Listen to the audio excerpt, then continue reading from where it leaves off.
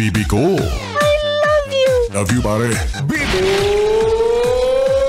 Bibo!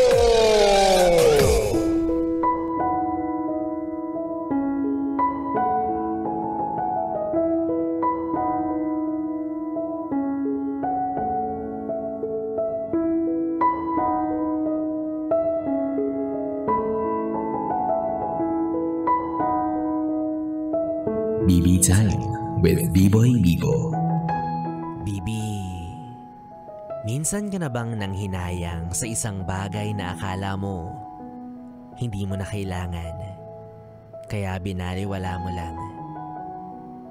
Isang bagay na akala mo madali lang palitan, isang bagay na makukuha mo ng madalian, isang bagay na akala mo mahahanap mo rin ng agaran. Ngunit paano kung ang pinag-uusapan natin ay hindi bagay, bagkus isang tao? Taong minsan ay naging parte ng buhay mo, taong minahal mo, subalit binaliwala mo lang din sa dulo. Para sa'yo, akala mo wala na siyang halaga pero nagkamali ka. Kasi huli na nung natauhan ka na ang taong pinakawalan mo ay natatangi pala. Tsaka mo lang mararamdaman ang hangin na may malamig na simoy kapag nawala na ang init ng apoy. Tsaka mo lang hahanapin ang liwanag kapag nangangapa ka na sa kadiliman na mistulang bulag. Kapag tumila na ang ulan, tsaka ka lang mauuhaw kung kailan ang langit ay bumalik na sa bughaw.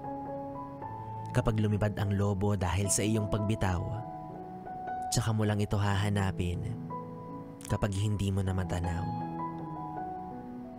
Ang panghihinayang ay isa sa mga pakiramdam na hindi mo na naising maramdaman. Pero bakit laging huli kapag tayo ay natatauhan? Sayang, sadyaang nakapanghihinayang. Sana kumapit ka lang. Sana hindi ikaw ang naging hadlang. E di sana kayo pa ang magkasama. E di sana ikaw pa ang dahilan ng pagngiti niya. E di sana hindi ka binabagabag ng salitang sana. Wala eh. Sadyang nasa huli ang pagsisisi.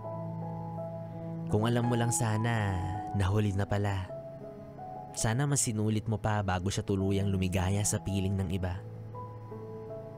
Kaya ngayong nandun na siya, wala ka nang magagawa kundi ang hilingin na sana hindi na siya muling masaktan pa. Kaya alam mo na, be mature. Wag na wag makikipaghiwalay kapag hindi sure. Huwag mong gawing panakot ang salitang break na tayo. Kasi kapag pumayag siya, ikaw rin ang kawawa sa dulo.